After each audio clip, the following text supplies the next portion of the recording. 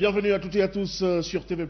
Mesdames, Messieurs, bonjour et bienvenue dans votre émission Rien ne nous échappe, le thermomètre de la société qui marque encore un de ces grands et magnifiques rendez-vous, comme j'aime à le dire. C'est l'émission qui donne force et caractère à vos aspirations. Nous parlerons encore, et pour vous, sinon pour votre gouverne, de certaines choses qui se passent dans notre pays, qui ne font pas du tout le bonheur des uns, pendant que d'autres s'amusent. Il y en a qui souffrent et qui, ma foi, sont résumés à un état de mendicité avancée. C'est le cas de le dire pour les déflattés de Gabon Télécom Libertis qui aujourd'hui traversent une situation assez critique en ce qui concerne le paiement de leurs arriérés de salaire. On se souviendra que depuis 2008, 342 agents de Gabon Télécom Libertis ont été admis au plan social, mais depuis là, rien n'a bougé, rien n'a avancé et on est tenté de se poser la question de savoir où est l'argent des déflattés de Gabon Télécom. Ce sera le thème de notre émission. À retenir que justement pour en parler et surtout faire le décryptage de ce thème, nous aurons le plaisir de recevoir sur ce plateau les représentants du collectif des déflattés de Gabon Télécom Libertis. Il s'agira de Madame Chantal Opianga, Monsieur Cédric Moussavou Boussamba et de Madame Pascaline Solange Aboumi. Notre numéro de téléphone restera tout au long de cette émission à votre disposition. Vous avez la possibilité de participer par SMS ou simplement appeler afin de participer et surtout apporter votre opinion sur la situation décryptée en ce numéro de Rien ne nous échappe. Pour commencer, je vous invite tout de suite à retrouver la rubrique Scoop.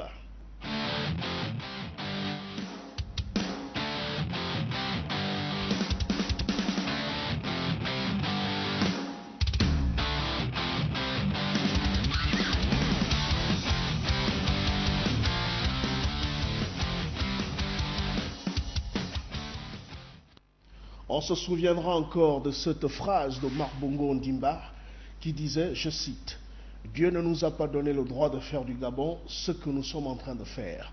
Il nous regarde et le jour qu'il décidera de nous sanctionner, il le fera avec la dernière énergie. » À toutes et à tous, bienvenue dans la rubrique Scoop. Le thème du jour, où est l'argent des déflattés de Gabon Télécom Libertis? Sur ce plateau, comme annoncé au sommaire de ce programme, Madame Chantal Opianga, bonjour. Bonjour. En tout cas, merci d'avoir accepté notre invitation malgré la situation compliquée et difficile que vous traversez depuis ces derniers temps. C'est nous qui vous remercions. Vous nous permettez de nous exprimer et vraiment nous vous disons merci. À rien ne nous échappe, nous disons toute la vérité et nous donnons la plénitude aux populations de savoir exactement qui est qui fait quoi et qui fonctionne comment dans notre très cher pays, le Gabon, que beaucoup tirent vers le bas. Monsieur Cédric Moussavou Boussamba est également de nôtre. Bonjour. Bonjour monsieur. Alors, vous êtes membre du collectif des déflattés de Gabon Télécom. Comment se passe la situation à votre niveau? Est-ce que désormais vous vivez ou vous êtes totalement dans un esprit de survie? Bien, je vous remercie déjà de nous avoir permis d'arriver sur votre plateau. Nous représentons ici la voix des sans-voix. Dans une nation comme la nôtre, où nous ne sommes pas pris en compte, malgré les documents assez parlants, nous survivons, nous ne vivons plus.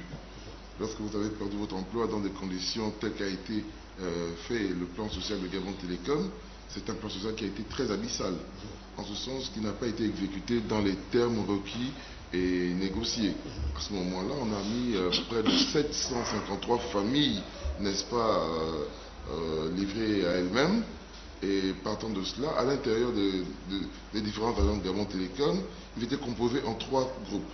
On avait le groupe des fonctionnaires, on avait des fonctionnaires, on avait des contracteurs de droit public et des contracteurs de droit privé que nous représentons, le collectif des contracteurs de droit privé que nous représentons ici sur votre chaîne de télévision. Voilà. En tout cas, merci d'être des nôtres. Il y a également parmi vous Madame Pascaline Solange Aboumi. Bonjour. Bonjour monsieur. Toujours très tendu, on a eu l'occasion de le regarder dans le reportage. Est-ce que ça veut dire que la situation que vous traversez actuellement vous dépasse et surpasse votre entendement? Je ne sais pas, toujours mon problème de voix. Vous avez vu tout à l'heure, je ressemble à M. Maïla même. Franchement, je ne sais pas qu'est-ce que le Gabon. Je ne sais pas si on est dans un pays de droit. Je ne sais pas. Ce qui est sûr, c'est que ce problème verra peut-être le jour. Mais je ne sais pas si vraiment ce pourquoi nous revendiquons est normal. Parce que quand les gens se rendent compte qu'ils ont fait n'importe quoi, laisser les gens dormir sous la pluie, dormir devant le trésor et leur traiter de tout, je dis c'est pas normal. C'est pas normal. Critiquer les gens n'importe comment. Critiquer un président qui est déjà mort. À ce que je sache, mon président n'avait jamais donné de l'argent à quelqu'un au trésor. Il vous recevait chez vous, chez lui, et il vous donnait de l'argent. Moi, j'en ai eu. Que les gens arrêtent de voler au nom du défunt président. Parce que ça, c'est pas normal. D'accord. Je comprends parfaitement votre émotion. Situation assez compliquée. Ça fait exactement 96 mois que vous êtes sans salaire, ou alors que vous accusez des arriérés, des impayés de salaire en tant que déflaté.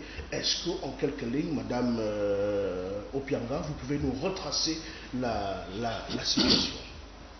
Je vais apporter un rectificatif. On est des déflatés, donc en fait on ne travaille plus. Oui.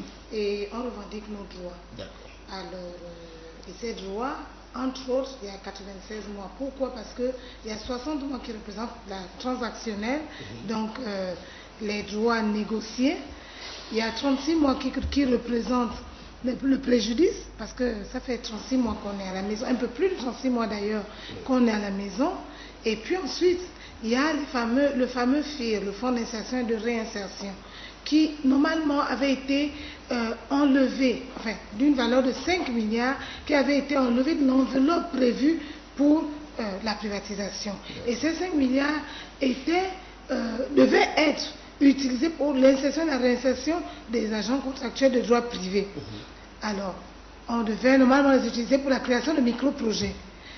Étant donné que le temps où cet argent devait être mis à disposition pour la création des micro-projets est passé, on a demandé de nous le redistribuer purement et simplement. Voilà. Donc, en plus des 96 mois, donc 60 mois pour la prime négociée, donc transactionnelle, et puis 36 mois pour le préjudice. C'est ce qui fait les 96 mois dont vous avez parlé, et le FIR. Voilà. Et aujourd'hui, qu'est-ce qui bloque exactement la machine? À entendre justement Madame Opianga, nous nous rendons bien compte que cela vous est dû. C'est un droit. Mais pourquoi la machine peut-elle être bloquée? Bien, mais déjà, il faudrait peut-être que je vous fasse la genèse pour que vous puissiez mieux apprécier ce qu'a été le plan social de Gabon Télécom. Il va sans dire qu'en août 2008, l'entreprise va compresser 783 agents. Comme je l'ai dit tantôt, je souhaiterais que cette émission ait un caractère pédagogique. Il y a que 783 agents qui sont compressés par l'entreprise Gabon Télécom, supportés par l'État, qui met en place une commission ad hoc, au cours de laquelle est négocié avec les partenaires sociaux. Au sortir de cette négociation, il est dit, n'est-ce pas, que les 783 agents, tous confondus, fonctionnaires, contracteurs de droit privé, contracteurs de droit public, n'est-ce pas, sont livrés à eux-mêmes. Et les dispositions du plan social que nous allons étayer tout à l'heure vont justifier cela. Les fonctionnaires seront repris en solde, juste après quelques temps après la privatisation. Les contracteurs de droit public reversés à la fonction publique, mais les contracteurs de droit privé, il y a une enveloppe, comme a dit Mme Opianga, de 5 milliards qui était prévue pour le FIR. Donc le fonds d'insertion et de réinsertion, amputé de l'enveloppe globale du plan social. Alors, lorsque le plan social a été traité ici, signé en août 2008, le 1er août 2008, par les partenaires sociaux et la commission ad hoc représentée par M. Mawangou, nous avons connu un premier paiement, tout à fait normal, qui a constitué les indemnités de services rendus, plus la transactionnelle. Le bonus du défunt président de la République. Quelques temps plus tard, octobre, les 2 et 3 octobre, il va sans dire qu'il y a un second paiement pour 4 individus, qui étaient les représentants syndicaux qui étaient censés nous représenter à la table de négociation au sein de la commission ad hoc, qui vont percevoir près d'1 milliard de francs CFA. Sinon un peu plus.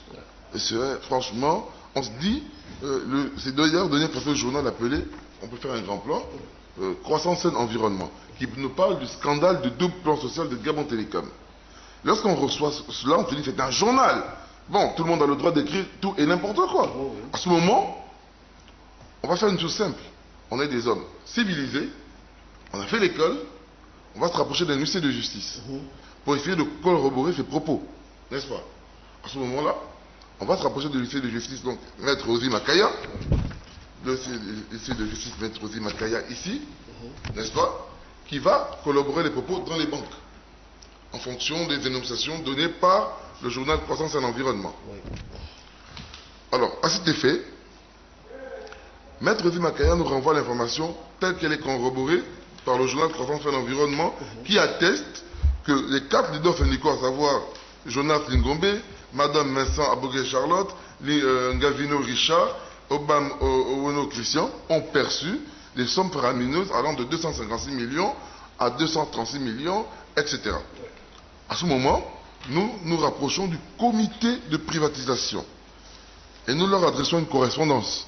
Et nous avons la réponse du secrétaire du comité de privatisation, qui est l'actuel directeur de cabinet du ministre de l'économie, en la personne de Fidel Mawangou. Dans sa lettre du 17 novembre 2008, on peut faire un grand plan. Dans la lettre du 17 novembre 2008, il va nous dire ceci. Monsieur le président du collectif, Monsieur le président, j'ai bien reçu votre correspondance relative à la réinsertion des personnels licenciés par Gabon Télécom Libertis dans le cadre du deuxième plan social. J'ai l'honneur de vous informer que le gouvernement a décidé de renforcer les moyens du FIR